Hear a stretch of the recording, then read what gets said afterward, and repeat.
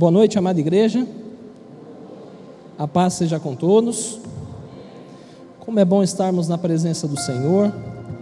Eu acredito que você, assim como eu, possa ter se entristecido um pouco hoje com a seleção brasileira, mas então você está na casa do Senhor, então teu coração se alegra, porque o reino de Deus não é comida nem bebida, mas é justiça, alegria e paz no Espírito Santo. E nós podemos nos alegrar na presença do Senhor. Essa é uma grande vitória, podermos nos alegrar na presença do Senhor. Amém? Se coloque de pé um momento, vamos fazer uma breve oração. Você vai repetir essa oração comigo. Repita comigo: meu Deus e Pai, como eu careço da Tua glória. Senhor, nessa noite, manifesta a Tua glória. Nós carecemos da Tua glória. A Tua glória, Senhor, ela impacta a nossa vida. A Tua glória, Senhor, ela nos transborda. Por isso eu peço, em nome de Jesus, manifesta a Tua glória. Amém. Glória a Deus. Pode se sentar.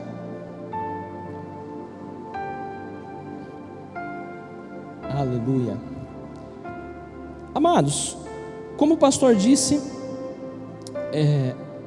estamos trabalhando o contexto da vida do apóstolo Paulo, na fé e unção do apóstolo Paulo, e meditando sobre isso, quando o pastor anunciou o tema da campanha, uma coisa que se destaca é as experiências que o apóstolo Paulo teve com a glória de Deus.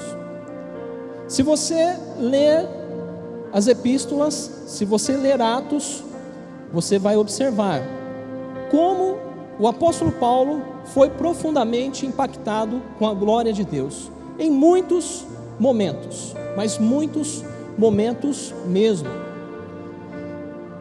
E eu vou chegar em um momento na pregação falando a respeito disso, mas eu preciso dar uma consciência, ou melhor, uma conscientizada no que é a manifestação da glória de Deus.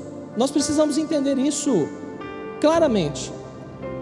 O tema da mensagem é: Jesus afirma, se você crer, vai ver a glória de Deus. Jesus, ele afirma isso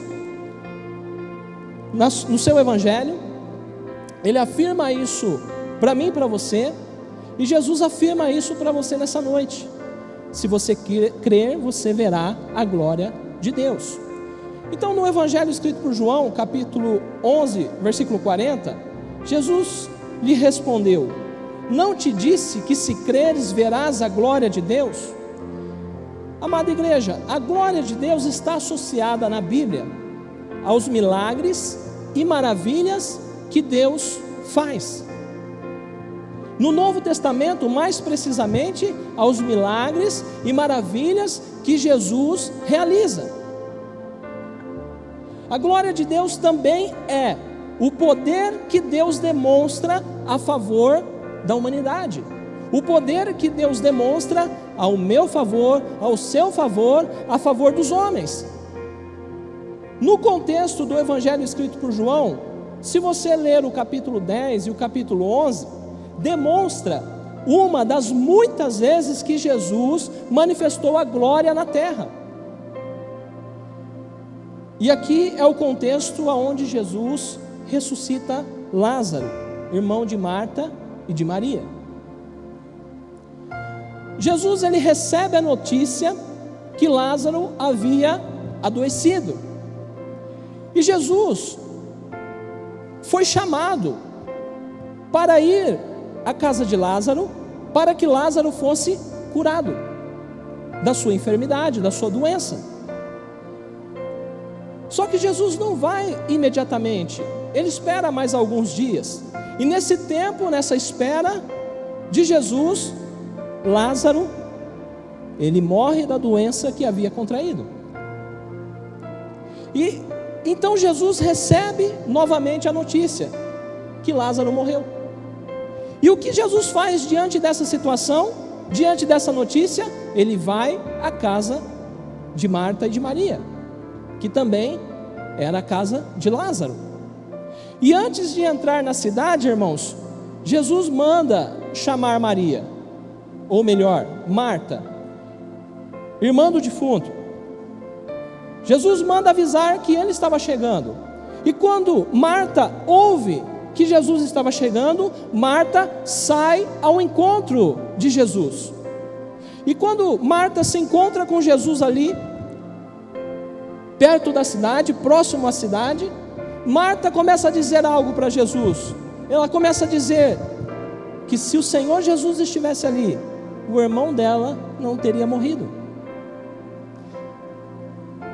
No Evangelho escrito por João, capítulo 11, do 20 ao 32, diz assim: quando Marta ouviu que Jesus estava chegando, foi encontrá-lo, mas Maria ficou em casa. Disse Marta a Jesus: Senhor, se estivesses aqui, meu irmão não teria morrido. Mas sei que mesmo agora Deus te dará tudo o que pedires. Disse-lhe Jesus: o seu irmão vai ressuscitar. Marta respondeu: eu sei que ele vai ressuscitar na ressurreição no último dia. Disse-lhe Jesus: eu sou a ressurreição e a vida. Aquele que crê em mim, ainda que morra, viverá. E quem vive e crê em mim, não morrerá eternamente. Você crê nisso? Ela lhe respondeu: sim, Senhor, eu tenho crido que tu és o Cristo, o Filho de Deus, que deveria vir ao mundo. E depois de dizer isso, foi para casa e, chamando à parte Maria, disse-lhe: o mestre está aqui, está chamando você. Ao ouvir isso, Maria levantou-se depressa e foi ao encontro dele. Jesus ainda não tinha entrado no povoado, mas estava no lugar onde Marta o encontrara. Quando notaram que ela se levantou depressa e saiu, os judeus que estavam confortando em casa, seguiram-na, supondo que ela ia ao sepulcro para ali chorar. Chegando ao lugar onde Jesus estava e vendo, Maria prostrou-se aos seus pés e disse: Senhor, se estivesses aqui, meu irmão não teria morrido. Esse é o contexto. Marta começa a dizer para Jesus: Marta, irmã de Maria, se o Senhor estivesse aqui, o meu irmão não teria morrido, porque o Senhor teria curado ele.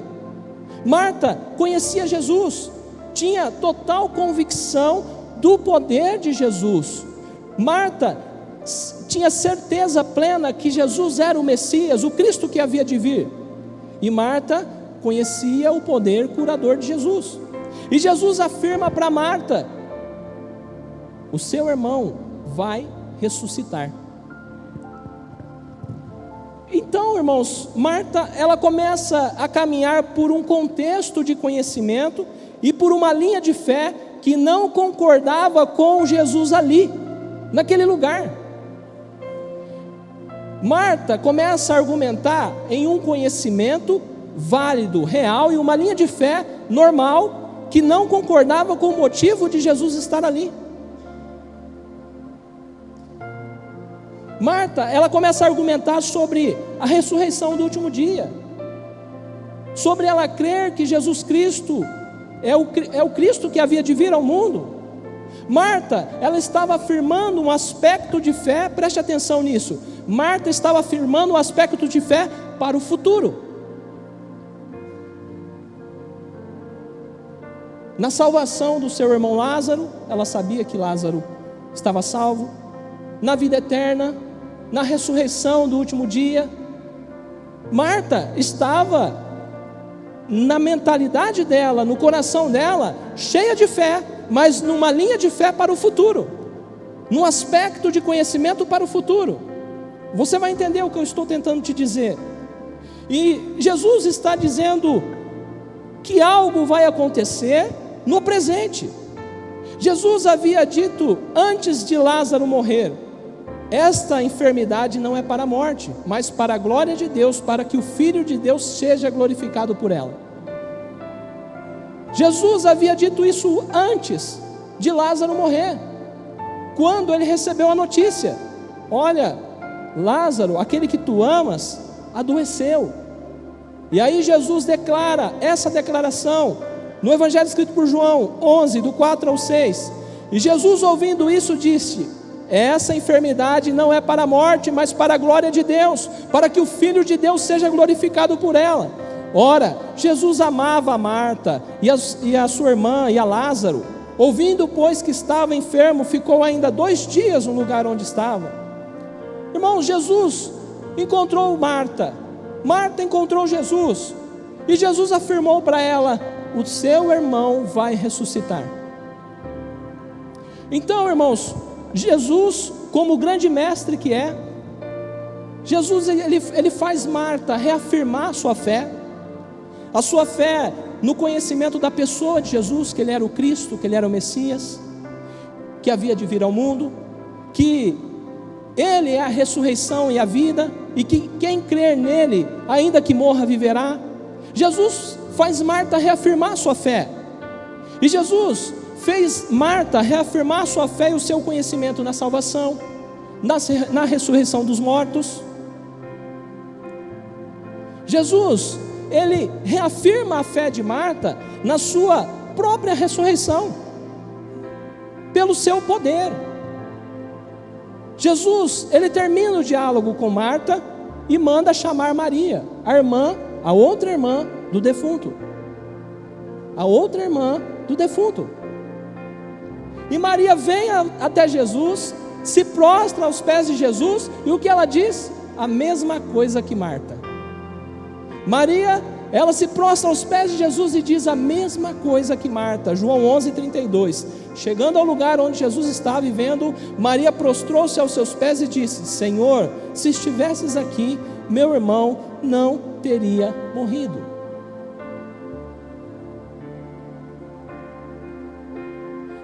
O que será que você tem dito?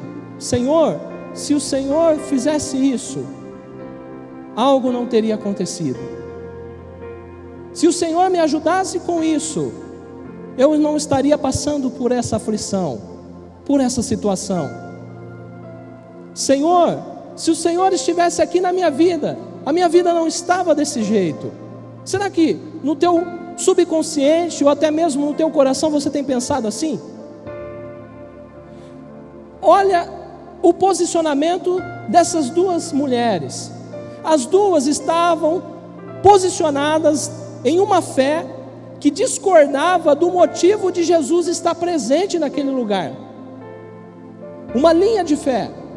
Ou seja, ou no passado, ambas dizendo: se Jesus estivesse ali na casa, Lázaro não morreria, porque Jesus o teria curado. E Marta, uma linha de fé, o aspecto da fé para o futuro. Eu sei que o meu irmão vai ressuscitar no último dia. Mas a fé que Jesus estava operando ali, irmãos, é a fé na manifestação da glória de Deus. A fé na manifestação da glória de Deus. Jesus estava operando uma fé presente.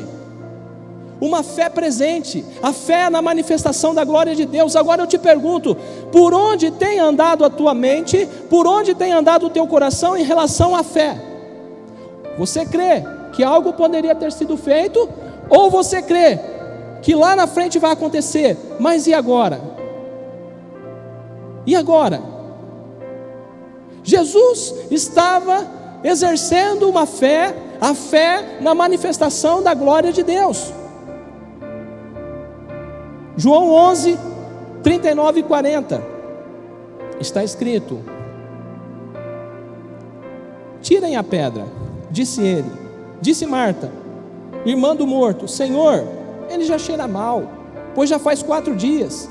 Disse-lhe Jesus: não lhe falei que se você cresce, veria a glória de Deus?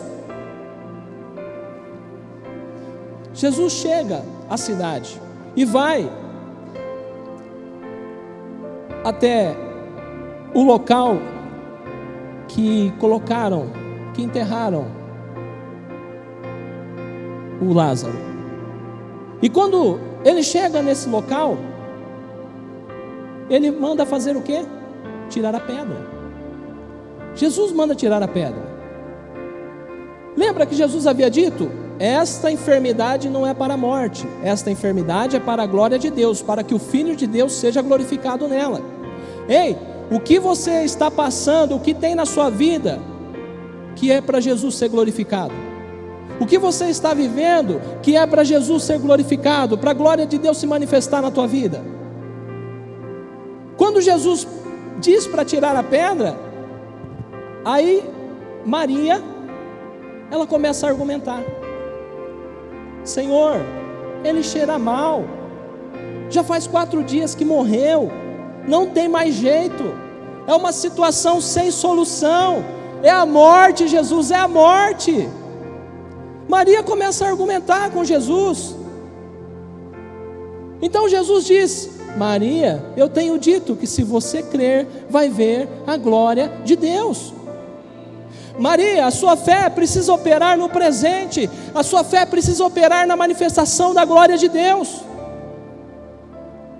Maria, você precisa crer hoje, e você verá a glória de Deus se manifestar.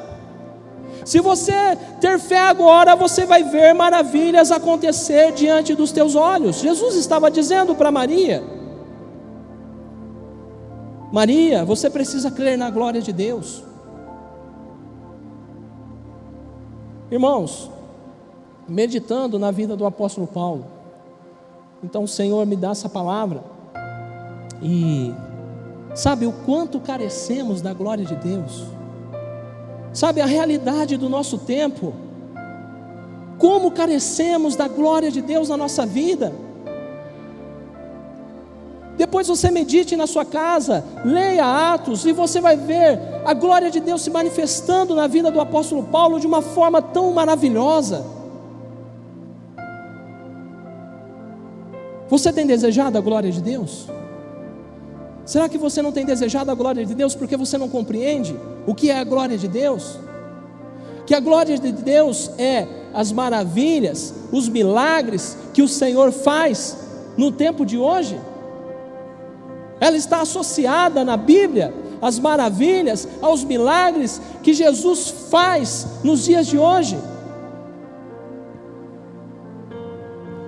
Mas vamos observar algo, irmãos, um pouquinho antes aqui, em João, do 11:33 ao 38. É importante olharmos para isso com muita atenção. Está escrito assim: ao ver chorando Maria e os judeus que a acompanhavam, Jesus agitou-se no espírito e perturbou-se. Onde colocaram? Perguntou ele. Vem ver, Senhor. Responderam eles. Jesus chorou. Então os judeus disseram: vejam como ele o amava. Mas alguns deles disseram: ele que abriu os olhos do cego não poderia ter impedido que este homem morresse? Jesus, outra vez profundamente comovido, foi até o sepulcro. Era uma gruta com uma pedra colocada à entrada. Olha o que aconteceu aqui, irmãos. É um momento tão maravilhoso. Jesus, ele move-se no íntimo, ou seja, ele sente a dor daquele momento, ele perturba-se interiormente. Por quê? Por quê? Entenda algo. É claro que Jesus amava essa família, a Bíblia deixa claro isso para nós. Mas se Jesus já sabia que Lázaro ia ressuscitar, se Jesus já sabia que a glória de Deus ia se manifestar, por que Jesus chora diante daquela situação? Sabe por quê, irmãos? Acredito eu. Porque a humanidade não foi criada para morrer.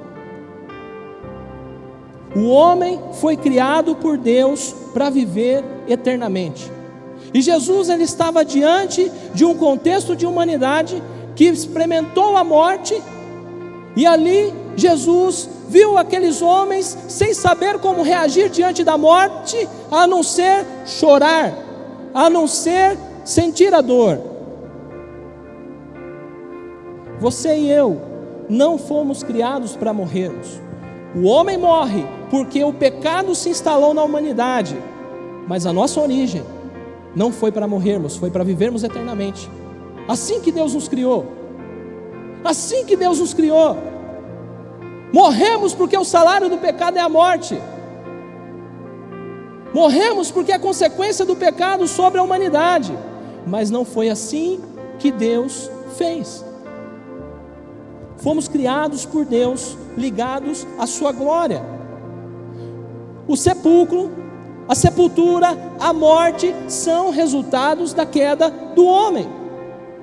Mas para Jesus, o sepulcro, a sepultura, a morte são catalisadores para que a glória de Deus se manifeste na terra. O que está morto na tua vida? O que está morto na tua vida? Se você entender isso, você vai entender que isso é para que a glória de Deus se manifeste na terra, na tua vida.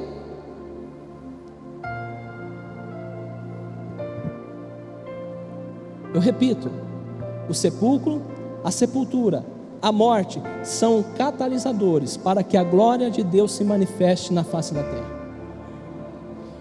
Na sepultura não há mais esperança alguma para uma pessoa comum, para uma pessoa natural, mas para aquele que crê em Jesus, ainda que esteja morto, viverá. E todo aquele que vive e crê em Jesus não morrerá eternamente. Para uma pessoa comum, a morte é o fim, acabou-se o sonho. Mas para aquele que crê em Jesus, a morte é vida eterna, é a manifestação da glória de Deus na face da terra. Jesus disse isso em João 11, 25 e 26, disse-lhe Jesus: eu sou a ressurreição e a vida, aquele que crê em mim, ainda que morra, viverá, e quem vive e crê em mim não morrerá eternamente. Você crê nisso?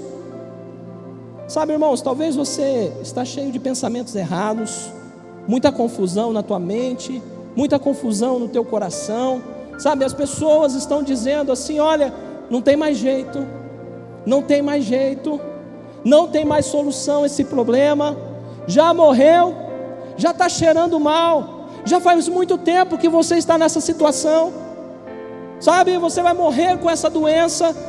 É o diagnóstico do médico, é o diagnóstico que o médico te deu. Então a tua cabeça está cheia de pensamentos, o teu coração está cheio desses pensamentos. Ou a sua filha, ela não tem mais jeito, ela está vivendo uma vida toda errada, o seu filho é um drogado, um viciado, um bandido, um vagabundo, não presta.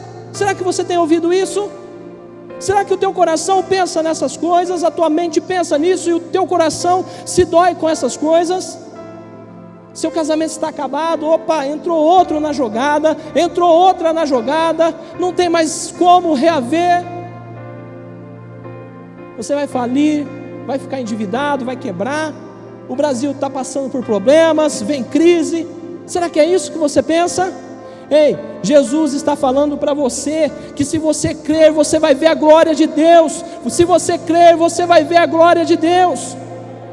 Jesus está falando isso para você nessa campanha do projeto de vida. Sabe, talvez você pegou o projeto e com todos esses pensamentos na tua mente, com todos esses sentimentos no teu coração, você falou: para que eu vou preencher isso aqui? Para que eu vou perder tempo com isso? Se já não tem mais jeito, se já não tem mais solução.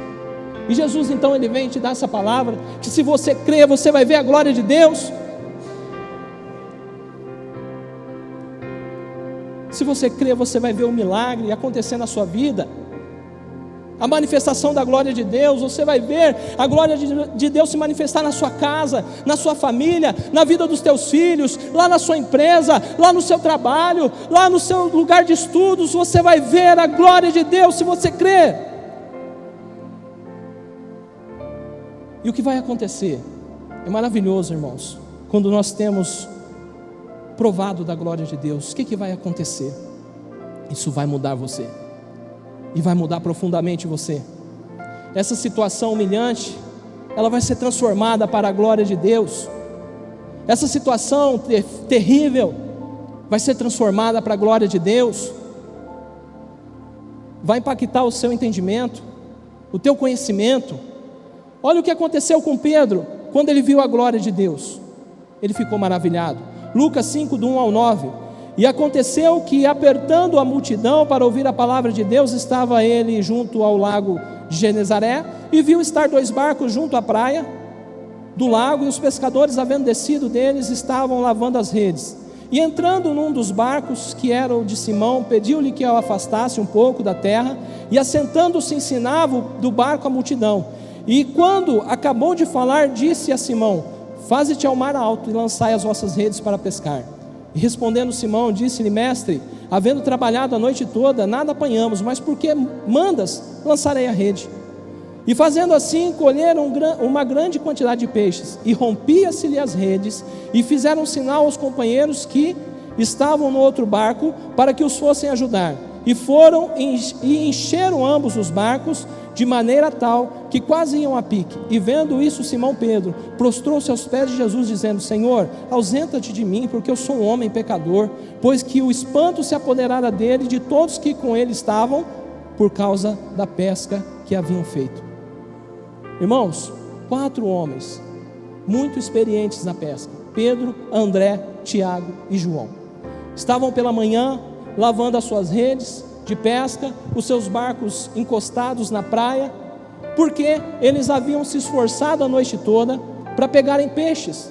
Eles viviam da pesca, era a sua fonte de renda, a fonte de sustento da família, e eles se esforçaram a noite toda, e o que aconteceu? Não pegaram nada.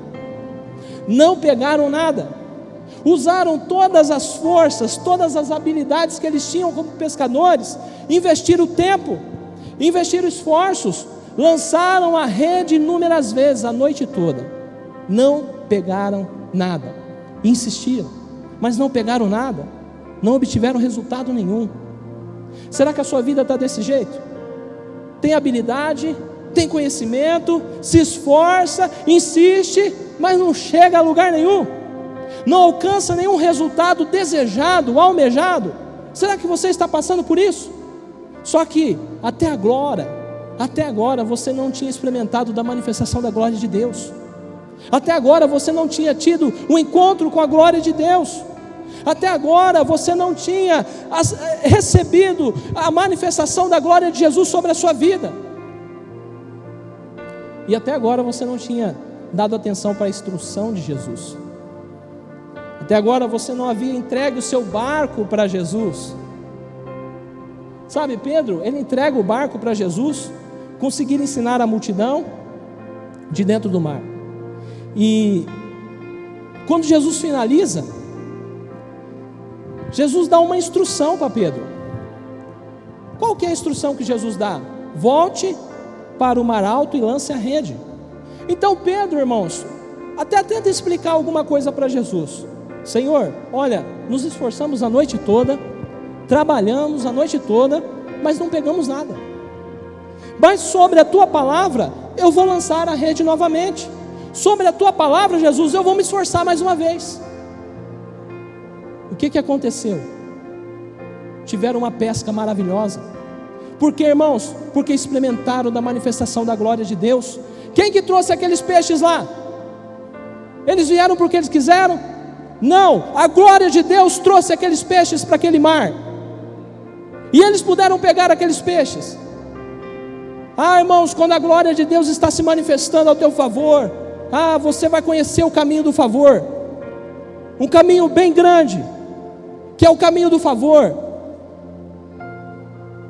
Sabe, eles pegaram tanto peixe, que a rede estava se arrebentando.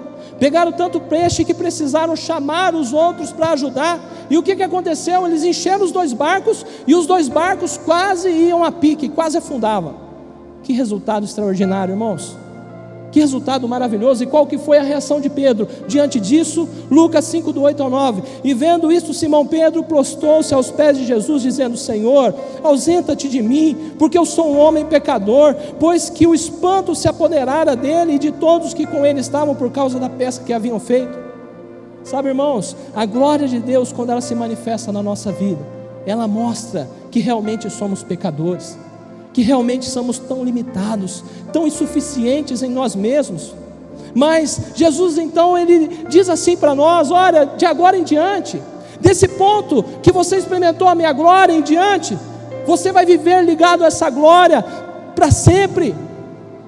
Ei, de agora em diante vou fazer você levar essa glória a outros. Foi o que Jesus disse a Pedro: agora eu faço você, Pedro, pescador de homens. Aleluia, glória a Deus. É o resultado da glória de Deus se manifestando. Estamos encaminhando aqui para o final.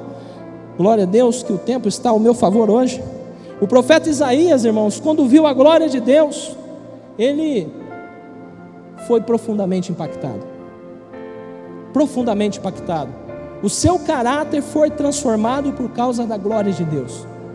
Estou falando de um homem que já era profeta, estava no seu ofício, servia a Deus no templo. Um homem importante, mas o seu caráter foi profundamente impactado quando ele teve encontro com a glória de Deus. E, irmãos, não importa experiência, não importa tempo, não importa a importância, importa a experimentação da manifestação da glória de Deus. Isso muda caráter. Isaías 6, do 1 ao 8: no ano em que morreu o rei Uzias, eu vi ao Senhor assentado sobre um alto e sublime trono, e o seu séquito enchia o templo. Os serafins estavam acima dele, cada um tinha 6 asas, com 2 cobriam o rosto, e com 2 cobriam os pés, e com 2 voavam, e clamavam uns para os outros, dizendo: Santo, Santo, Santo é o Senhor dos exércitos, toda a terra está cheia da sua glória. E os umbrais das portas se moveram com a voz do que clamava, e a casa se encheu de fumaça. Então disse eu: ai de mim que vou perecendo, porque eu sou um homem de lábios impuros, e habito no meio de um povo de impuros lábios.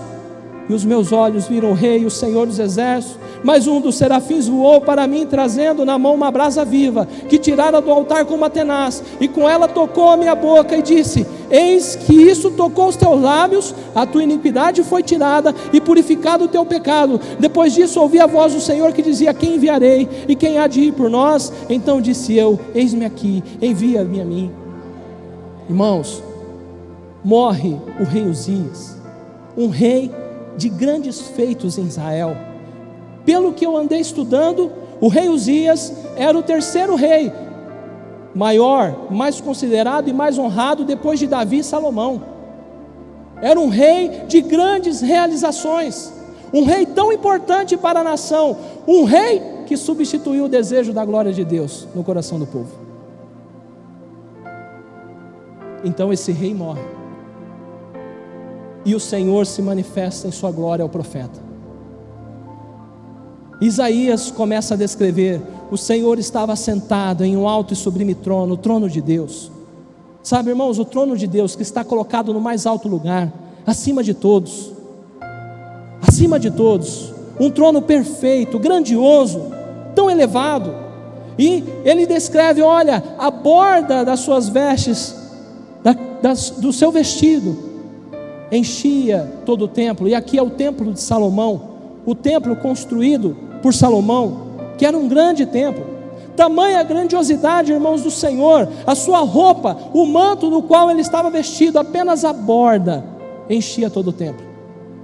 Então ele descreve os serafins, seres celestiais envoltos em fogo, seres inflamados pela santidade do Senhor, esses seres queimando com a santidade de Deus, porque serafins significa aquele que queima. Eles tinham 6 asas, e precisavam usar 2 asas para cobrir os pés, e 2 para cobrir o rosto, para terem condições de reverenciar a glória de Deus e a santidade de Deus.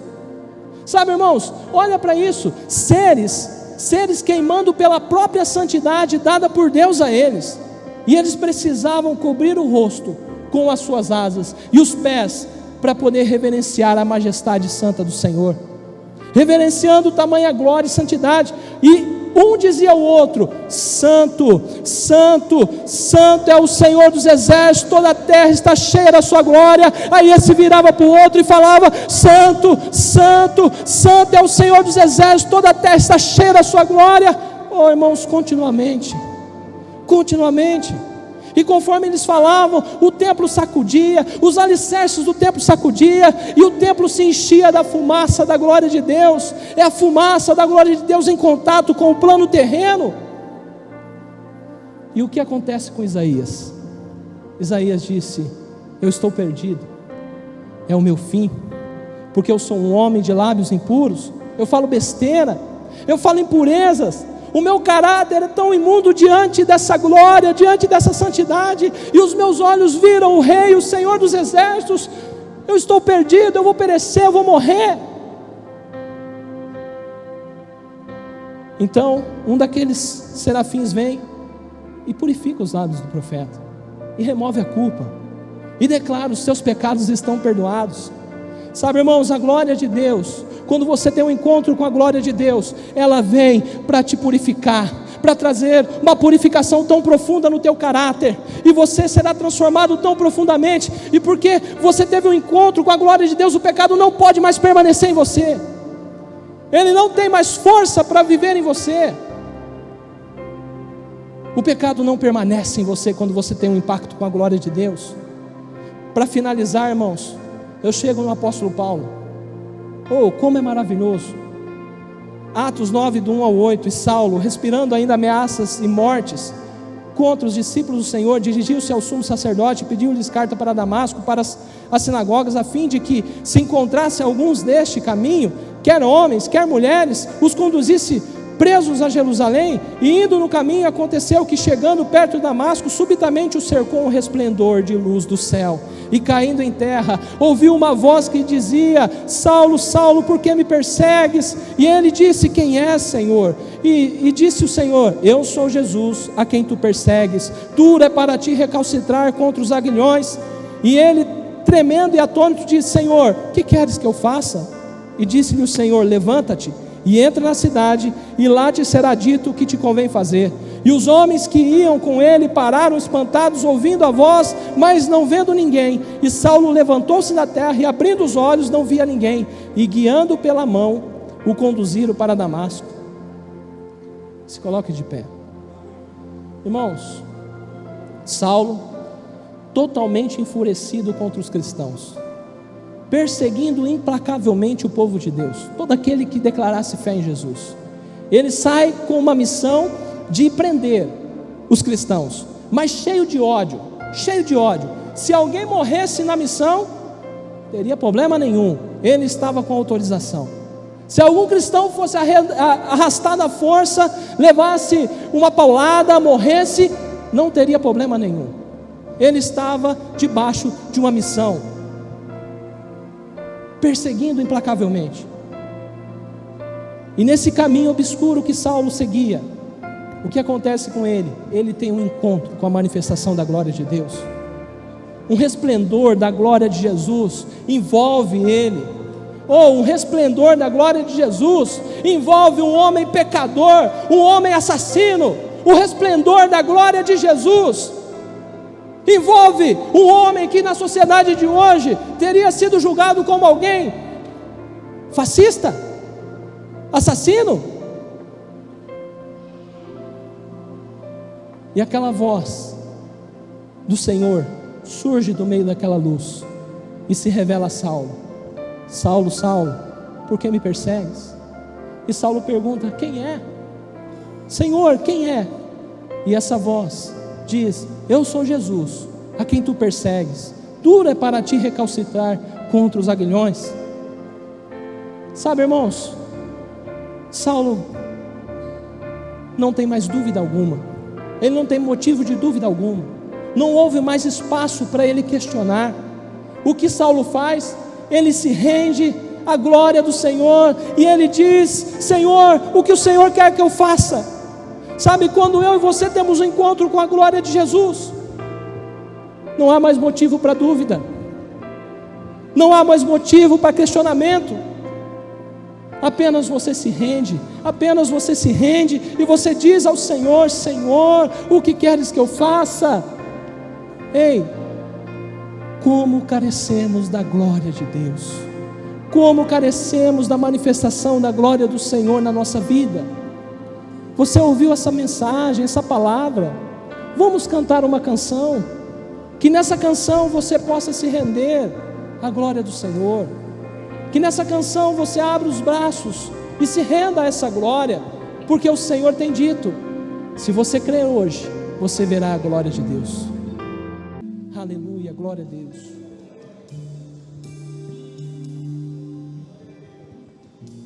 E eu me rasgo por inteiro,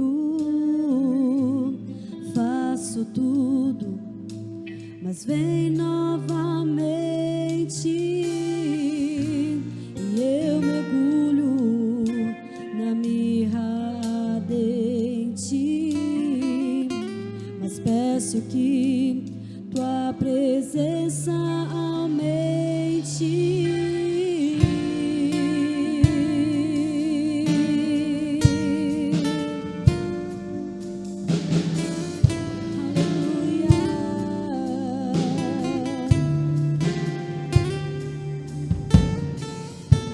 E eu me rasgo por inteiro e faço tudo, mas vem novamente, e eu mergulho na mirra ardente, mas peço que tua presença aumente.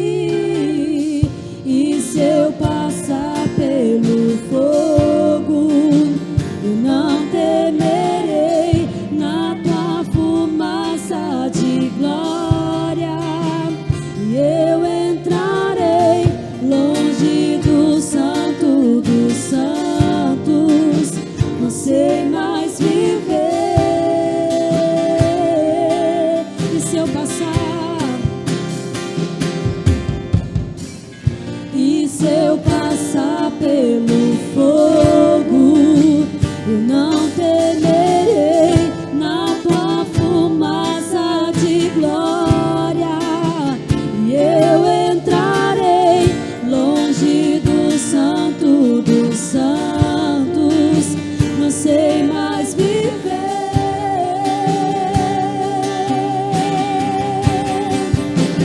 Quem já pisou no santo dos santos, em outro lugar, não sabe viver. E onde estiver, amar pela glória e a glória de Deus. Quem já pisou, quem já pisou no santo dos santos, em outro lugar, não sabe viver. E onde estiver, clamar pela glória, a glória de Deus. Glória a Deus, aleluia. Jesus tem te dito, amado, se você crer, você verá a glória de Deus. O Senhor quer manifestar a glória dele sobre a tua vida, sobre a tua casa, sobre a tua família. O Senhor quer reverter a situação, quer mudar o quadro, para que a glória de Jesus seja glorificada na sua vida, para que a glória de Jesus seja exaltada na sua vida. Então deseje profundamente a glória do Senhor. Essa situação, esse momento que você está vivendo, é senão para que a glória de Deus seja manifesta na sua vida, é senão para que a glória do Senhor Jesus seja manifesta diante de todos. Aleluia, glória a Deus.